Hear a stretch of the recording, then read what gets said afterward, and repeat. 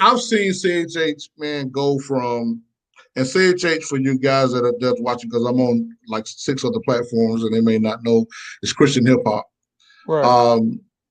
Because when we think about CHH and we think about Christian hip hop, because I had a conversation with another guy the other day, and and the conversation was like, you know, more or less Christian hip hop, man, not supposed to have a biblical worldview. But what makes Christian hip hop is that at some point, even if you're not talking about Jesus every line, and you don't have to mention Jesus every line, but you should mention Jesus, right? Yeah. At some point, people should know that who the Savior is, but it should have a biblical worldview. Doesn't matter the situation. You can talk about issues. You could talk about social justice. You can talk about really any, Whatever you want to, whatever you want whatever. to talk about. It's just you got to loop it back Yeah. to a biblical worldview. Talk Yeah. about that, man, and why that's important, and why is that lacking in the body to understand that, and what is it that we can do to bridge that gap to get cats back focus on really what it is, right? That's an interesting question, because I'll speak for myself, you know what I mean? And hopefully speaking for myself will kind of give like an example. Like, so I read the Bible and I try to process everything through what I read in the Bible. And I'm constantly trying to grow as a Christian and become mature, right? Right. So just that alone kind of bleeds through everything that I do. So it's like, it's me. Okay, let me give this example. The gangster rapper is a gangster rapper Right. because that's what he does. Right. You know, Jay-Z, when he's rapping and talking about selling drugs, is because that's the life he lived. So if you're living that life, if that's what I am, like I'm a Christian, I'm a family man, I go to church, I read my Bible, I believe certain things. So I don't know what else to write about. You know what I'm saying? Like, because that's who I am. So, and I don't want to say this about other artists because I don't know about their walks. I don't know about that. But specifically speaking for me, that's all that I do. That's what I am. So I have a family. I'm a husband. I work. You have a real job. I have a real job. You know what I'm so, saying? Like, yeah, keep going. Yeah, so I go to church. I'm an usher, you know, at my church. I'm involved in helping and being involved with the younger adults in my church. It's like that's how I live. So that's what I'm going to write about it. And I'm going to write about it to the best of my ability. So all I can say is if you're living it, you obviously should be rapping it. And I get confused when I hear guys that supposed to be living it really don't rap about it, you know. And I'm not saying that they're not really living it, or I'm not saying that they're trying to, you know, hide who they really are for. I don't know why they do it, but to me, I struggle with, you know, not that, to me it seems fake if I'm rapping one way but I'm living this way. You know what I'm saying? So I don't know what else to rap about. It is what it is. It was like before when I was in the world, I was rapping about stuff I was doing in the world. So to me, it is who I am, and I can't rap about nothing else. Like I don't know how to do it. So what do you think? Because I understand the arguments that, you know, because I'm a part of CHH as well, and you know, and I do music licensing and stuff, but I understand the money aspect. What can we do? Because this platform is about a solution driven. Like I don't want to just talk about problems. I try to give real answers. Like that's what the platform is about. But what can we do to get artists to that place, to get Christian artists to that place where they can make money? Because you still got a lot of people in the church that feel like the pastor's the only one supposed to make money. Right. And a lot of times the pastor man don't take that money and put, but that's another. That's a whole nother conversation. What can we do to get artists to that point to where they can make money in the the time that we're in, and we can also help them to be focused on who Jesus is? Well, one, we got to stop. I'll say that. Well, let me say this first. So before you say that, Brandon Brown said, now you can use your story and how you came to God to also help someone as well. Amen. Amen. But go ahead. You see what you're doing with offering your platform for artists that are they might be a little less known, like myself. Right. We need more of us to build the culture up. Like we don't need, the only example I can give is like you have certain genres of music. Mm-hmm. And those genres of music, the people that enjoy that music supports that particular genre. So they help to build that culture up. And they don't really care about what somebody else is doing in a different genre. They're just trying to build that genre up. And what I noticed about CHH is we don't always try to build each other up. Some of us are trying to make it and be, it seems like some of us are trying to make it instead of taking that and keeping it in-house and building the culture up. You know what I'm saying? So it's like, it's the crossover thing. Like you got to cross over, you know, and I don't understand it. Well, stay right there. Chris Cassius, and I call him Gucci Man because they look like Gucci Man.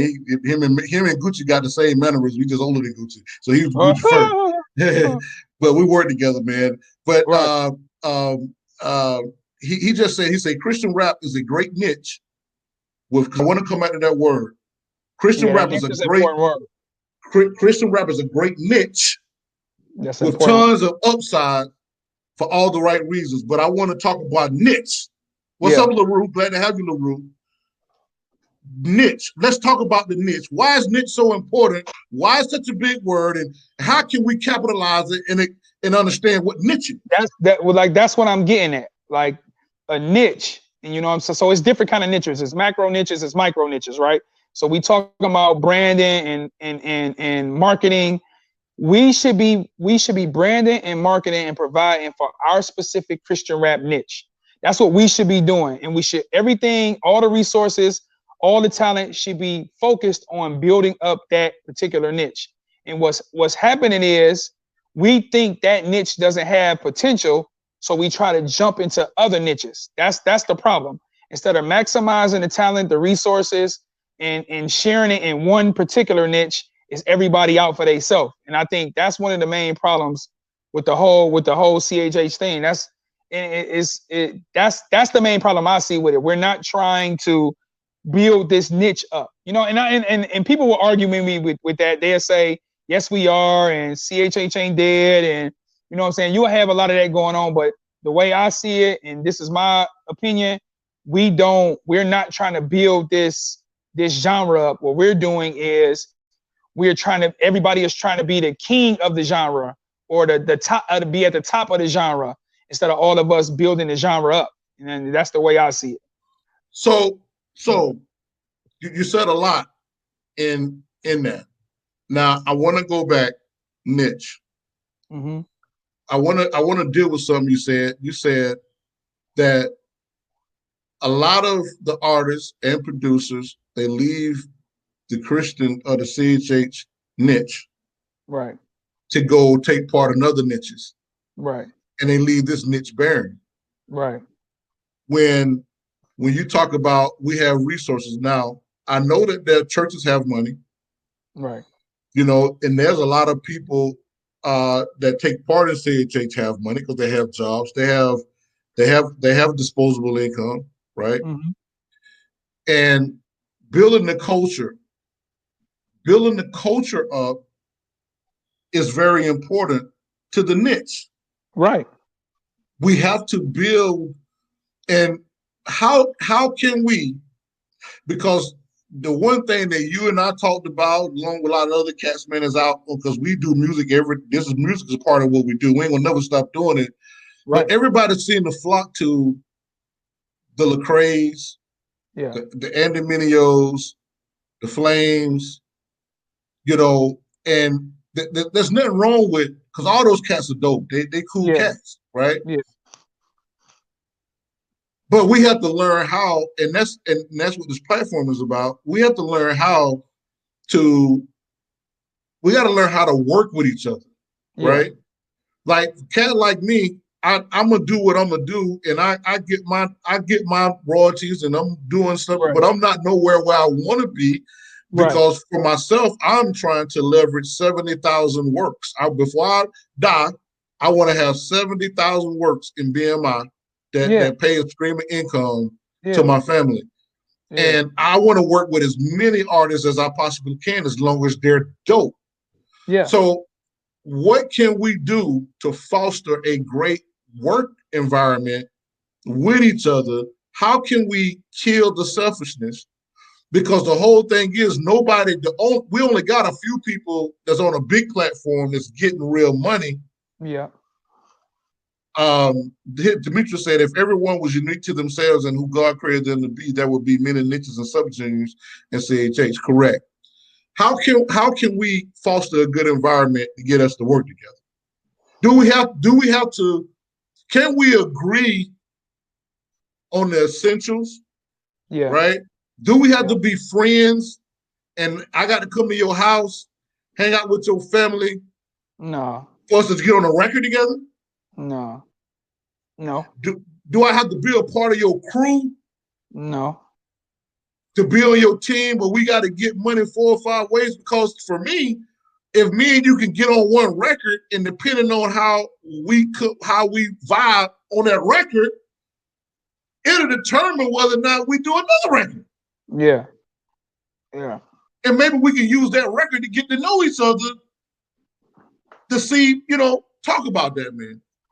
It's tough, man, because like I said earlier, it's a lot of, and this is what I learned when I got into it. Like when I first got into the whole CHH thing, and you was there from the beginning, it was like I thought we was all finna be over here, and everybody was making music together. We all Christians. We all talking about the Lord, kind of like what you alluding to.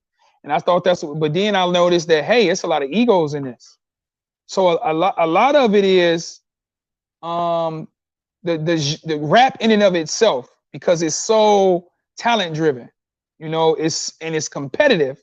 That in and of itself causes it to be causes us to have these clashes of egos. So if we can get over that boundary first, where guys is just happy to do music with each other, like every other genre that ever took off, it was guys just doing music together, and they just wanted to make dope music. You know what I'm saying? It was no ego, it was no selfishness involved, and that's how all these great genres grew and took off. So we have to do the same thing, but it's so much, I don't know, it's just a lot of competition, a lot of battle, a lot of guys, it's a lot of stuff going on in the genre. You know what I'm saying? It's a lot of stuff going on.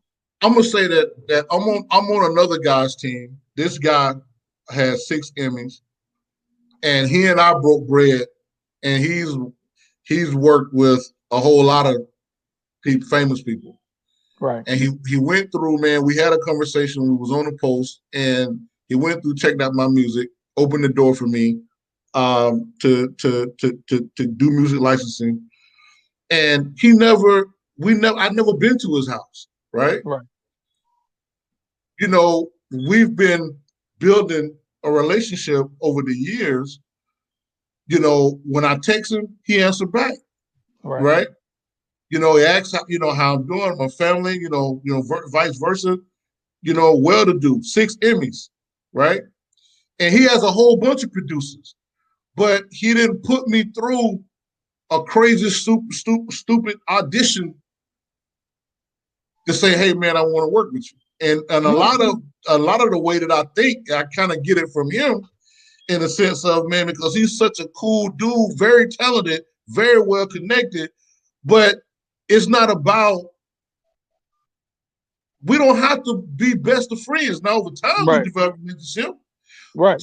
Talk to us about being able to work together without having to be the best of friends. Yeah, but if we trying to build something, and we all trying to build something, then the relationship can come later.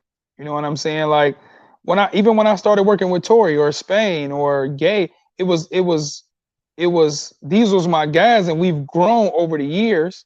You know what I'm saying? But I remember when you and Gabe first met each other.